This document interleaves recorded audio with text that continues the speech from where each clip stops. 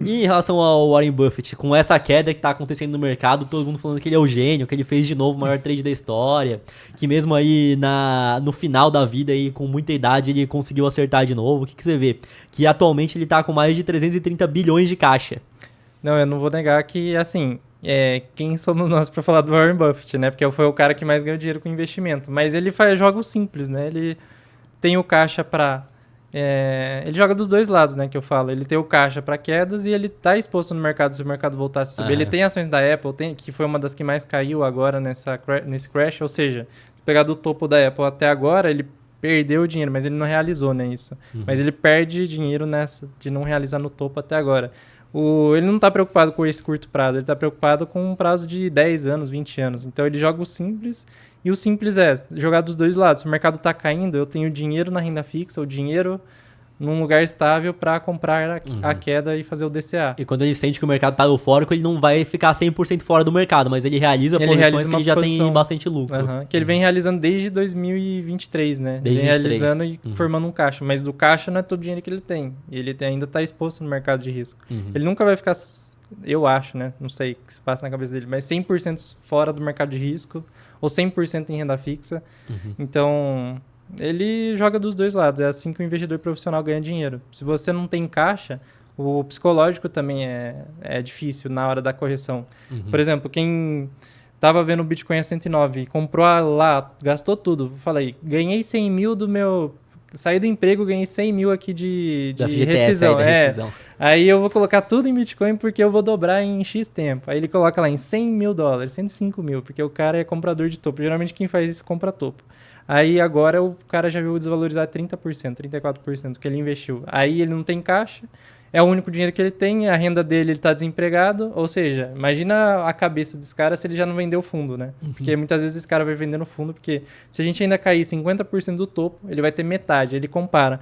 Nossa, antes eu tinha 100 mil, agora eu tenho 50. Agora que isso aqui vai a zero. Melhor eu vender logo, senão eu vou perder mais dinheiro. Aí ele vende exatamente no fundo.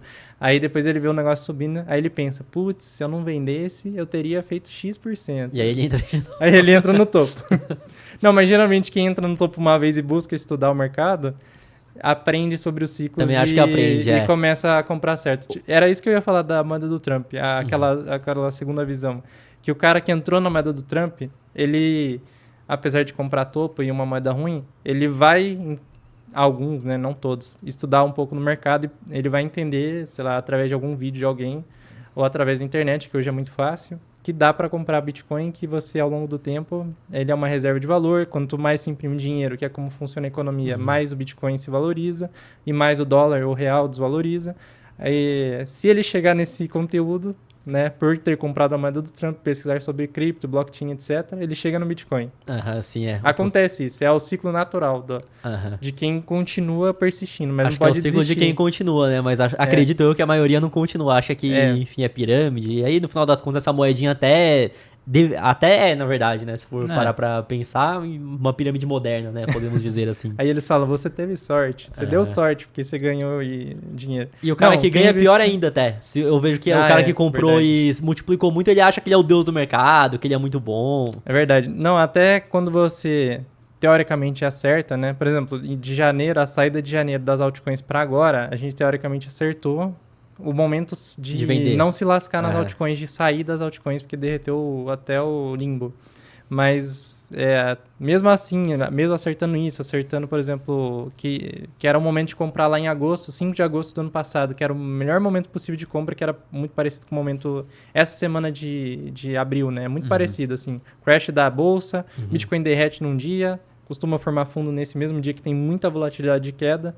Era um dos melhores dias de compra, o melhor dia possível de compra. Mesmo acertando assim, essas coisas, a gente tem que pensar, a gente tem que ser humilde sempre contra o mercado, porque a gente a qualquer momento pode ir. Por exemplo, se eu comprei agora em março, eu posso ter errado completamente o timing, ele ainda cai mais 30% e eu vou ter que usar o restante do meu caixa, que não é tanto comparado à compra que eu fiz em março, para comprar mais barato ali.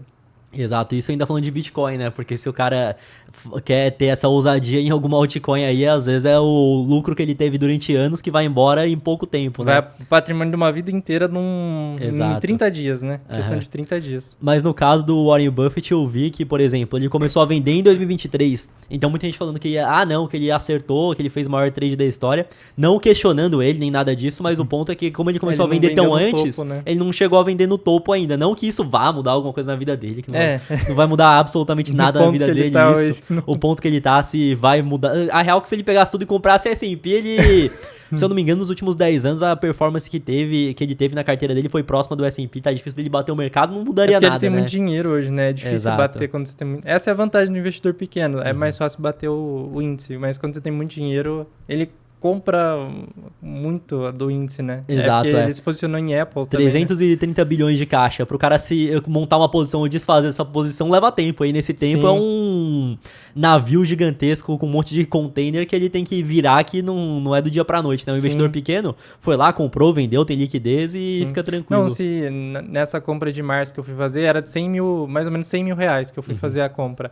Aí só pra sacar esse dinheiro do banco, até chegar na corretora pra eu conseguir comprar, levou assim uma semana, porque eu peguei um período de final de semana que eu me lasquei nisso, eu perdi um timing de mercado, aí deu problema com o limite disso, porque eu não fico sacando esse valor, né? Aí deu problema com o limite, aí demorou mais 2 dias para confirmar minha identidade. Então, se era pouco dinheiro comparado ao Warren Buffett, imagina para movimentar bilhões, né? Como é que é? Tipo, tem que aprovar para um cara, para outro cara aprovar, daí libera o dinheiro da empresa lá, sei lá, a contabilidade libera. Então é um tempinho, né? Aí na hora de comprar não tem liquidez para suportar, então ele tem que dividiu o aporte em vários dias, meses até, dependendo. Imagina, quando ele vendeu a metade da posição de Apple, que ele tinha 50% da carteira em Apple, ele vendeu metade da posição, se eu não me engano. Quantos meses foram pra vender isso daí e não abalar o mercado, né, Matheus? Exato. A Apple é trilionário, né? Mas bilhões afetam bem aí a cotação da ação. Eu vejo até o quadro do Primo Rico lá, que ele compra umas ações lá menores com menos liquidez e já sofre pra botar 1 milhão. Imagina o Warren Buffett que bota bilhões, né? Exato, né? Acho que era soja 3, eu acho. Soja 3, ele não tinha liquidez para suportar 1 milhão.